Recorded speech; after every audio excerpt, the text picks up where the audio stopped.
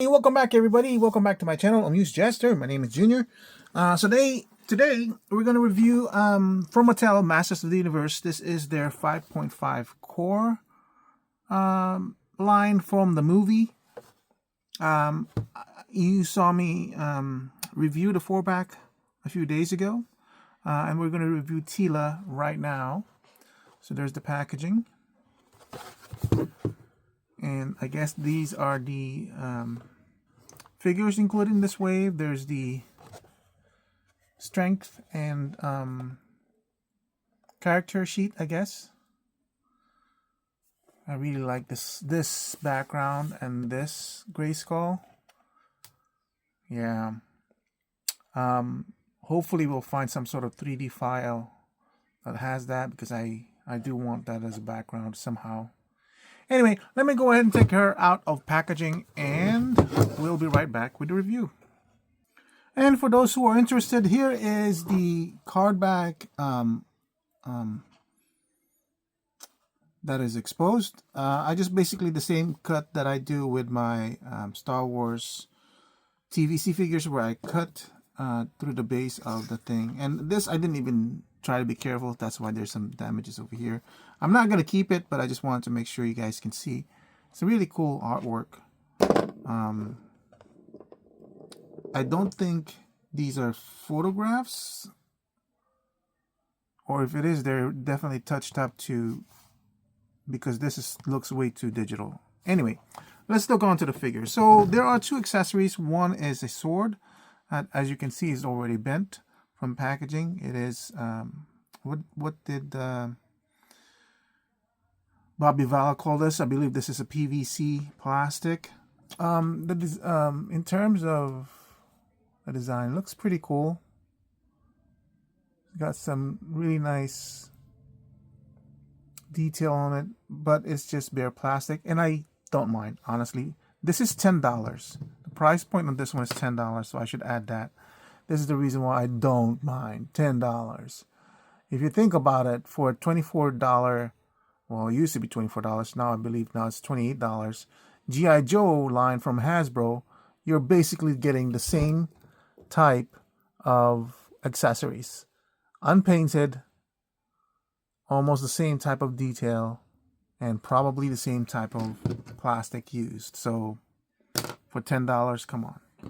And here's Teela. So you saw me review the 4-pack core, and I really liked it because it was like, what, $9.50 per figure ending up, because it was like $37.99 or $38 for a 4-pack, which is insane. And I really liked it because the detail is good enough as far as I was concerned with what was given to us. Especially the atom head is really quite cool. No bend on the elbow. Teela, there is something. How should I put this? Let's take a look. There is something weird about the face, or not weird, but a point of failure. Like, I don't want to use failure as well. It's not as successful as He-Man.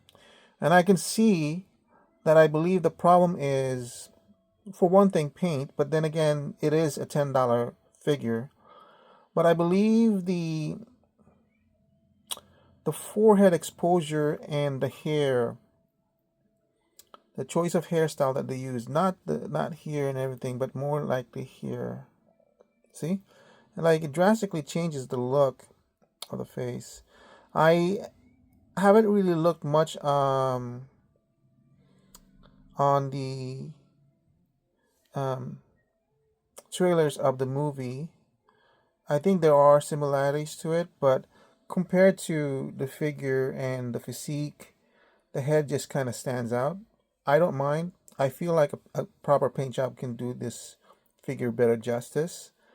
But I don't mind for $10. It is a shame, though, that there's this holder. What do you call this? A holster is non-functional. It's already there sculpted in, but they chose not to make it functional because more than likely it will just save on molding, not having to mold a separate piece and then gluing it on. So cheap as possible. I don't mind. Honestly, there's a lot to forgive when it comes to price points, right? This is the reason why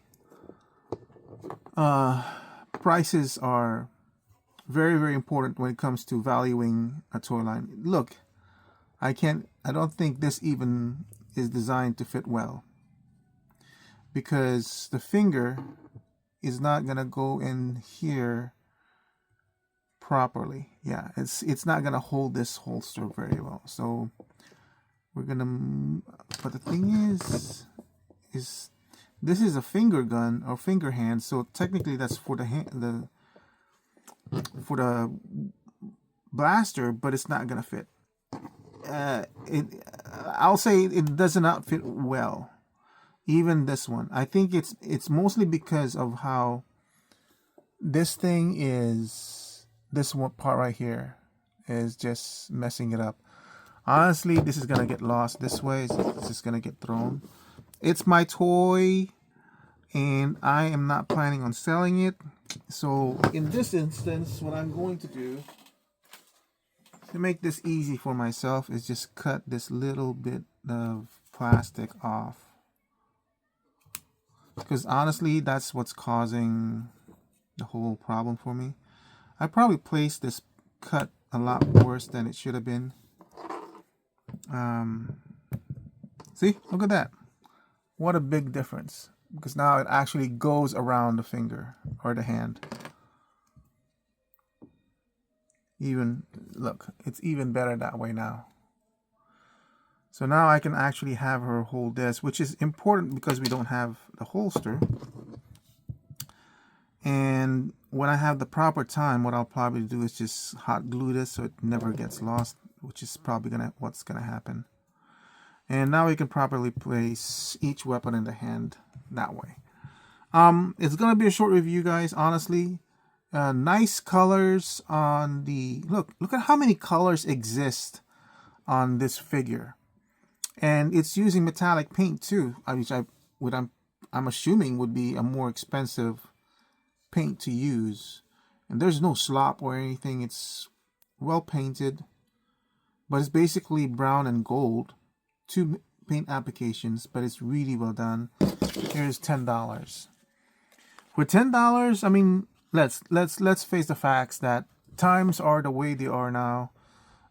It's very rare now to find a figure of this size, of this kind of articulation, this kind of detail for $10. It really is. That's why when I first heard about the line, even though I'm not interested in getting any more figures since I'm running out of time, space, and I'm happy with my Cartoon Classics collection or cartoon collection from MotU, which is about the same size as this one. In fact, I still have Evil Lyn. Let's compare her height with Evil Lyn. Look at that. She's even taller than Evil Lyn. So this actually would even fit better with my cartoon collection. Look at that. Her shoulders are taller, which makes her head taller. Compared to a Beastman from the cartoon collection, which would be the average height of cartoon collection. I'm kind of glad I haven't had the chance to. She's definitely about smaller, right? But since this is the cartoon collection Evil Lyn and she fits here, then she'll fit in the cartoon collection just fine. So I'm happy with my cartoon collection. I wasn't really thinking of going into this line, but for $10, I can say I'm gonna devote $100 of my toy fund, my toy allocation fund, and see what this line is like. And that's basically what I'm doing right now. How deep will I go into this line? I don't think that deep. I'm not planning on getting the Battle Cat because that's $25, and I already have a He-Man. I'm not gonna get any doubles. I believe I have Mechanic on, and maybe Man at Arms, but that's it. I'll allow $100, and It's sad to say, but $100 is almost a throwaway money at this point in terms of like toys. You know, what's $100 gonna get you? That's 3 GI Joes, one Mezco. It's $100 right now in terms of toy collecting. Is, I'm not gonna say it's a low range spending fund. It's more like a mid range for throwaway money. You know what I mean, right? Throwaway money, like something that you're willing to spend on just to see something or just to hold it in your hands and judge further. I am not gonna go deeper into this line. That's basically it. I already have Skeletor, He-Man, Pigman. Was that Pigman? And who else was on? But I'm definitely gonna avoid getting any doubles. But so far, this is quite a very good value. This $10 is easily, I'm happily to spend this $10. It's like me throwing this away, me burning this money, me tearing this money apart so I can get this. I would happily do that. I feel like the money is here. I feel like if I get 10 figures or $100 and have the line that I want, I feel like that's actually a good exchange, a good value. So in the old value system, it's an easy 12. I would say 15 because of the low price value. There's a lot of things I can forgive for a low price cost. And one of them is like this hand thing, this choice to not make this a movable, usable holster. Yeah, this is a really, really good figure to have for $10. I believe this line will be successful. At least I hope so. $10 is now, I think, a good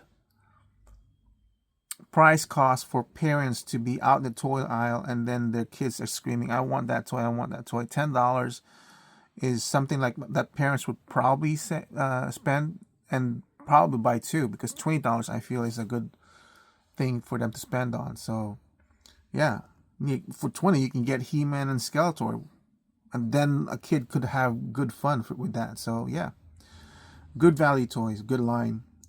That's it for my review of Teela from the Masters of the Universe movie line, the core collection from Mattel, 5.5. But you know what?